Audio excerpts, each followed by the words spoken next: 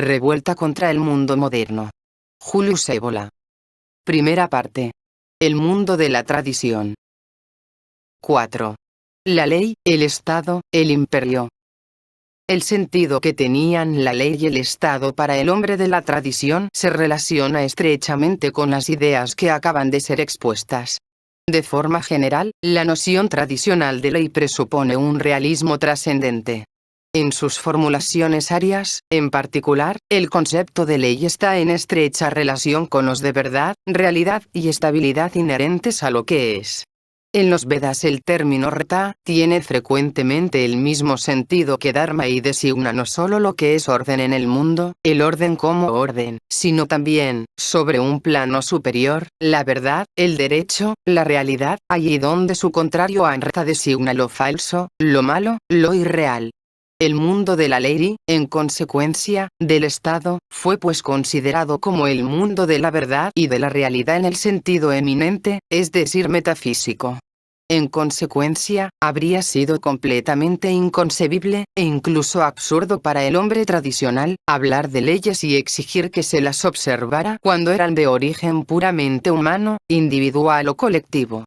Toda ley, para poder contar objetivamente como tal, debía tener un carácter sagrado. Pero una vez reconocido este carácter, su origen se encontraba relacionado con una tradición no humana, su autoridad era absoluta, la ley representaba algo infalible, inflexible e inmutable, no admitía discusión. Y toda infracción ofrecía menos el carácter de un delito contra la sociedad, que el de una impiedad, un acto que comprometía incluso el destino espiritual del culpable y de aquellos con quienes se encontraba socialmente relacionado.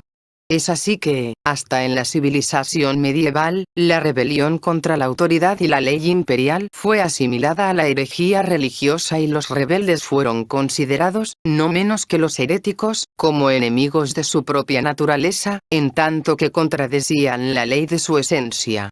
Para designar a quienes rompen la ley de la casta, en el sentido que trataremos más adelante, la India aria utilizaba la expresión patita, es decir, los caídos, aquellos que han caído. La utilidad de la ley en el sentido moderno, es decir en tanto que utilidad material colectiva, no fue nunca el verdadero criterio. No es que este aspecto no haya sido considerado, sino que era juzgado accesorio y considerado como la consecuencia de toda ley, en la medida en que ésta era una ley auténtica. Por lo demás, hay utilidad, y la noción de útil que sirve materialmente de último criterio para el hombre moderno, correspondía tradicionalmente a un medio que debía justificar la consecución de un fin más elevado. Pero para ser útil en este sentido, era preciso, repitámoslo, que la ley se presentase de otra forma que como una simple creación modificable de la voluntad de los hombres. Una vez establecida su autoridad de lo alto, su utilidad y su eficacia eran ciertas, incluso en los casos en los que la experiencia, bajo su aspecto más grosero e inmediato, no confirmaba incluso, en algunos aspectos, desmentía esta utilidad y esta eficacia, pues las mallas de la vía del cielo son complejas e inaprensibles. Es así como, en el mundo tradicional, el sistema de las leyes y ritos fue siempre referido a legisladores divinos o a mediadores de lo divino, en los cuales se pudo ver, bajo formas variadas, condicionadas por la diversidad geográfica y étnica, como manifestaciones del Señor del centro en la función anteriormente examinada de Rey de Justicia. Igualmente cuando, más tarde, el principio del voto fue admitido, la tradición subsiste en parte, por el hecho que a menudo, la decisión del pueblo no era juzgada suficiente, y se subordinaba la validez de las leyes a la aprobación de los pontífices y a la seguridad dada por los augures que los dioses eran favorables. Igualmente, las leyes y las instituciones venían de lo alto y, en el marco de todos los tipos verdaderamente tradicionales de civilización, eran orientadas hacia lo alto. Una organización política, económica y social integralmente creada solo para la vida temporal es algo exclusivamente propio del mundo moderno, es decir del mundo de la antitradición. Tradicionalmente, el Estado tenía, por el contrario, un significado y una finalidad que eran, en cierta manera, trascendentes y no inferiores a las que la Iglesia católica reivindicó para sí misma en Occidente. Era una aparición del supramundo y una vía hacia el supramundo. La expresión misma de estado, estatus, derivado de permanecer, sí, empíricamente, deriva quizás de la forma tomada por la vida social de los pueblos nómadas cuando fijaron su residencia, puede sin embargo relacionarse también con el significado superior, propio a un orden tendente a participar jerárquicamente en la estabilidad espiritual, por oposición al carácter contingente, cambiante, inestable, caótico y particularista propio de la existencia natural. Así pues el orden representa un reflejo eficaz del mundo del ser en el del devenir, hasta el punto de transformar en realidad las palabras ya citadas de la consagración real védica. Firme es todo este mundo de los vivientes y firme es también este rey de los hombres. Por tal vía, se aplicaron frecuentemente a imperios y estados tradicionales los símbolos de centralidad y polaridad que hemos visto unirse con el arquetipo de la realeza. Así el antiguo estado chino fue denominado Imperio Medio. El lugar al que se refieren los más antiguos textos nórdicos toma el nombre de Midgard, con el mismo sentido de sede central, de centro del mundo. La capital del imperio solar de los incas, llamado Cusco, parece haber significado el ombligo, en el sentido de centro, de la tierra, y se reencuentra esta misma designación simbólica aplicada a Delfos, centro de la civilización doria y a la misteriosa Ogygia homérica. Se podría fácilmente encontrar en otras tradiciones ejemplos análogos, para hacer comprender el sentido antiguo de los estados y las organizaciones tradicionales.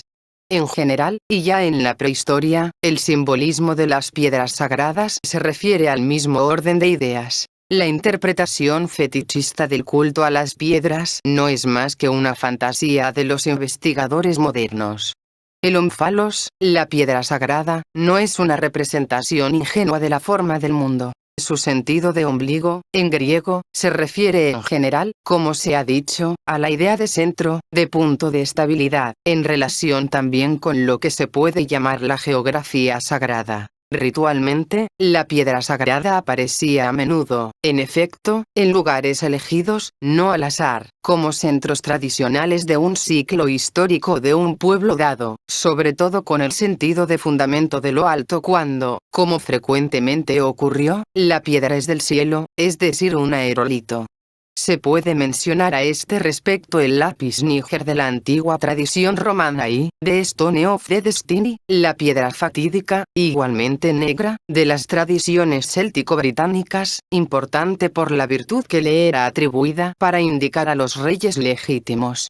A este orden de ideas se refiere el hecho que Wolfram von Eschenbach el Graal, en tanto que misteriosa piedra divina, posee igualmente el poder de señalar a quien es digno de revestir la dignidad real. De aquí, en fin, el sentido evidente del simbolismo de la prueba consistente en extraer una espada de la piedra, Teseo para Hélade, Sohrab para Persia, el rey Arturo para la antigua Bretaña, etc. La doctrina de las dos naturalezas, fundamento de la visión tradicional de la vida, se refleja en las relaciones que, según la tradición, existen entre el Estado y el pueblo, demos. La idea que el Estado extrae su origen del demos y encuentra en él el principio de su legitimidad y de su consistencia, es una perversión ideológica típica del mundo moderno, que atestigua esencialmente una regresión. Con ella se vuelve a concepciones que fueron propias de formas sociales naturalistas, desprovistas de una consagración espiritual. Una vez tomada esta dirección, era inevitable que se descendiera cada vez más bajo, hasta el mundo colectivista de las masas y de la democracia absoluta. Es preciso ver en este proceso el efecto de una necesidad natural, de la ley misma de la caída de los cuerpos. Según la concepción tradicional, el Estado está, por el contrario, respecto al pueblo, en la misma relación que el principio olímpico y uranio respecto al principio telúrico y subterráneo, que la idea y la forma respecto a la materia y la naturaleza, en la misma relación, en consecuencia, que un principio luminoso masculino, diferenciador, individualizante y fecundador, respecto de una sustancia femenina lábil, impura y nocturna. Se trata aquí de dos polos entre los cuales existe una tensión íntima que se resuelve, para el mundo tradicional, en el sentido de una transfiguración y de un orden determinado por lo alto. La noción misma del derecho natural es una pura ficción, cuya utilización antitradicional y subversiva es bien conocida. No existe naturaleza buena en sí, donde estén preformados y arraigados los principios intangibles de un derecho igualitariamente válido para todos los seres humanos. Incluso cuando la sustancia étnica aparece, en cierta medida, como una naturaleza formada, es decir, presentando algunas formas elementales de orden, estas, a menos de ser huellas residuales de acciones formadoras anteriores, no tienen valor espiritual antes de ser recuperadas en el Estado o en una organización tradicional análoga determinada por lo alto, y recibir así una consagración gracias a su participación en un orden superior. En el fondo, la sustancia del demos es siempre demoníaca, en el sentido antiguo, no cristiano y moral del término. Tiene siempre necesidad de una catarsis, de una liberación, antes de poseer un valor en tanto que fuerza y materia de un sistema político tradicional, a fin que más allá de un sustrato natural pueda afirmarse, siempre primeramente, un orden diferenciado y jerarquizado de dignidades. En relación con lo que precede, veremos que el primer fundamento de la distinción y jerarquía de las castas tradicionales no ha sido político o económico, sino espiritual, hasta el punto de crear, en el conjunto, un sistema auténtico de participación, según una progresión graduada en una conquista extranatural y una victoria del cosmos sobre el caos. La tradición indoaria conocía, fuera de las 4 grandes castas, una distinción aún más general y significativa, que se refiere precisamente a la dualidad de las naturalezas, la distinción entre los Arya, o Dvija, y los Shudra. Los primeros son los nobles y los renacidos por la iniciación, constituyen el elemento divino, Draivya. Los otros son los seres que pertenecen a la naturaleza, aquellos cuya vida no poseen propiedad ningún elemento sobrenatural y que representan pues, el substrato demoníaco, Asurya, su personal e impuro de la jerarquía, gradualmente vencida por la acción formadora tradicional ejercida en la sustancia de las castas superiores, desde el padre de familia hasta los brahmana. Tal es, en sentido estricto de los términos, la significación original del Estado y de la ley en el mundo de la tradición. Un significado de formación sobrenatural, incluso allí donde este sentido, por el hecho de aplicaciones incompletas del principio, o por el efecto de una materialización y de una degeneración ulteriores, no se presenta bajo una forma inmediatamente perceptible. De estas premisas resulta una relación potencial entre el principio de todo Estado y el de la universalidad, allí donde se ejerce una acción tendiente a organizar la vida más allá de los límites de la naturaleza y de la existencia empírica y contingente, no pueden manifestarse formas que, en principio, no están ligadas a lo particular. La dimensión de lo universal en las civilizaciones y organizaciones tradicionales puede presentar aspectos diferentes y manifestarse, según los casos, con más o menos evidencia. La formación, en efecto, se enfrenta siempre con la resistencia de una materia que, por sus determinaciones debidas al espacio y al tiempo, actúa en un sentido diferenciador y particularista en la aplicación histórica efectiva del principio único, superior en sí y anterior a estas manifestaciones.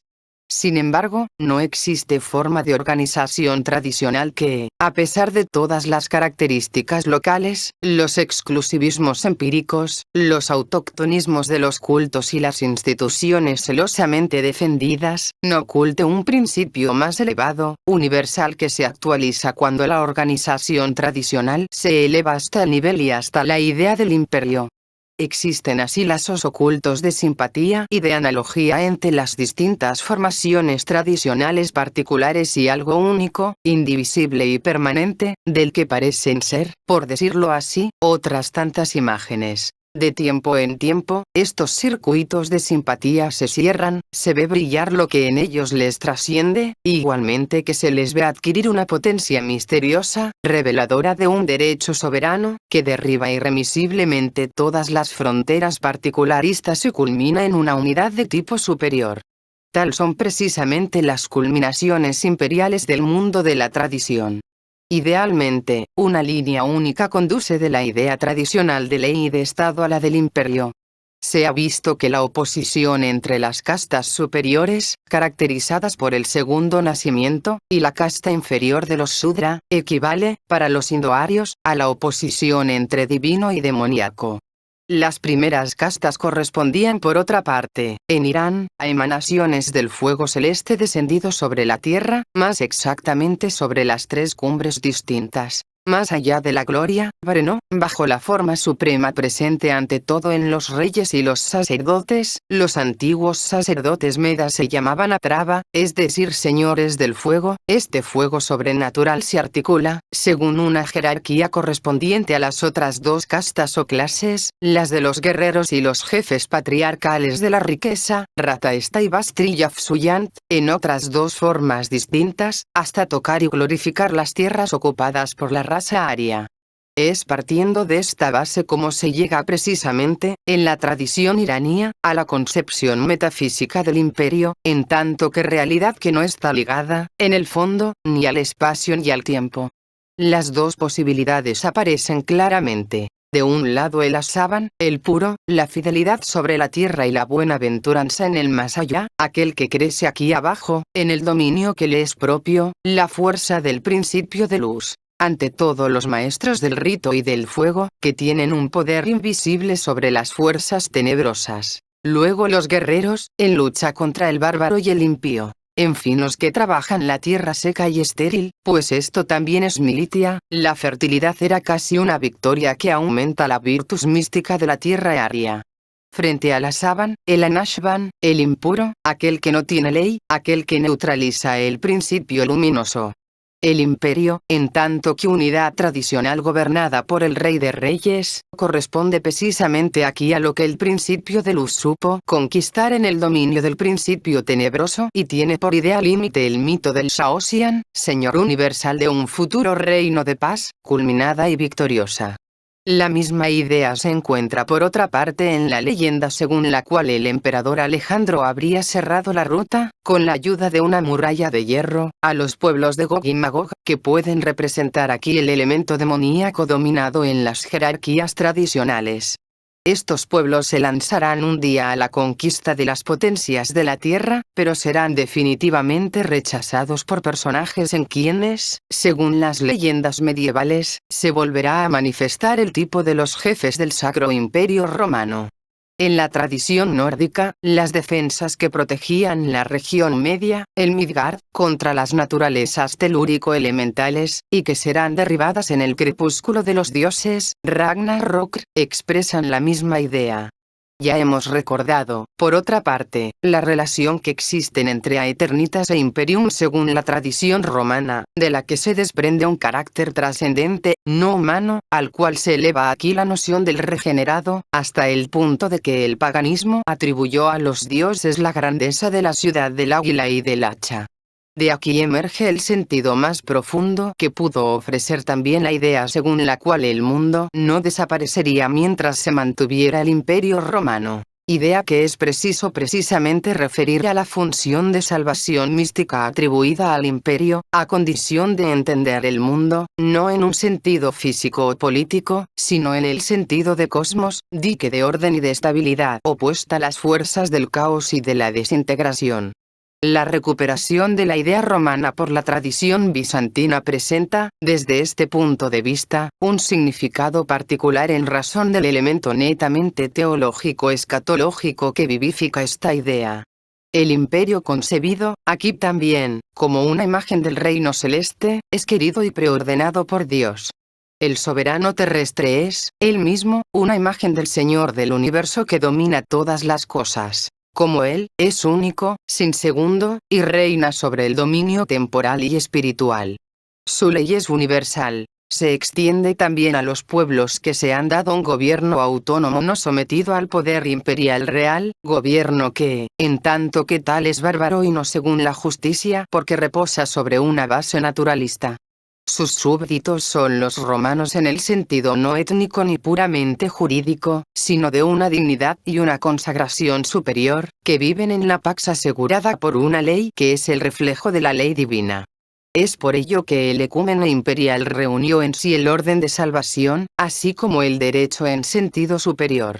Con este contenido suprahistórico, la idea del imperio, contemplada en tanto que institución sobrenatural universal creada por la providencia como remedium contra infirmitatem peccati para rectificar la naturaleza caída y dirigir a los hombres hacia la salvación eterna, se reafirma una vez más en la Edad Media gibelina, aunque se encuentra prácticamente paralizada, no solo por la oposición de la Iglesia, sino también por los tiempos, que prohibían ya la comprensión y, más aún, la realización efectiva según su sentido más elevado.